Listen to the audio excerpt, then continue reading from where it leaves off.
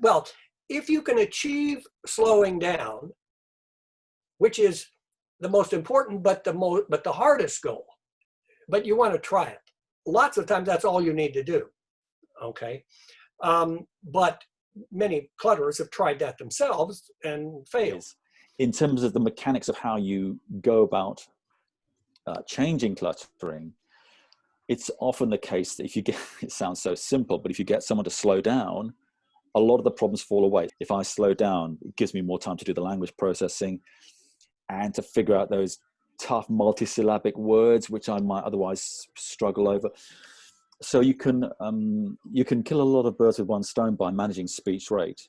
People who clutter, and people virtually with almost every speech and language disorder, have to learn to monitor themselves. They have to learn to hear it, either the problem or the solution themselves, and to keep that in, to learn to keep that in mind as they do all of the other things that are necessary to communicate. That is, to keep an ideas in mind, to keep them flowing, to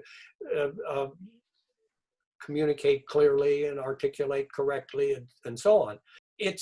It's hard enough for anybody to do it. It's probably doubly difficult for a person who clutters to do it. So, you know, the rate problems, the monitoring problems are central. If they're going to make a change, they're going to have to learn to recognize what the errors are, or what the problems are. I think it's about, as things stand at the moment, it's about self-regulation. Most people who clutter can manage the clutter and reduce its effects, sometimes to the point where they're just not perceived as being cluttering at all. But really, to do that, it requires that sense of self-regulation, to recognize it's happening.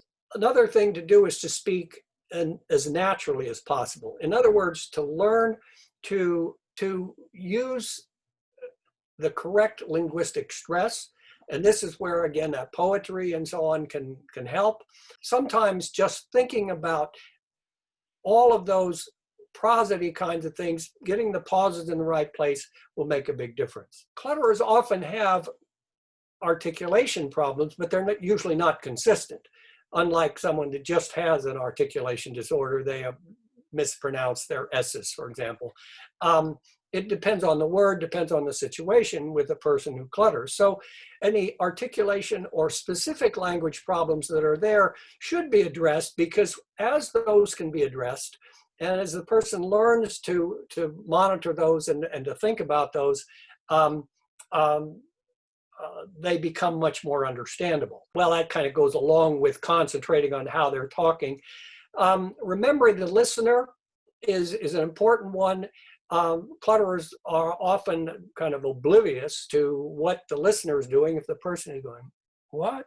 You know, they turn their ear, you know, it means that you're not getting through. And since it's primarily for the listener a problem of intelligibility or understanding, the clutterer needs to understand that in order to accommodate the listener, they have to learn to watch and sometimes ask. You say, did you understand what I just said?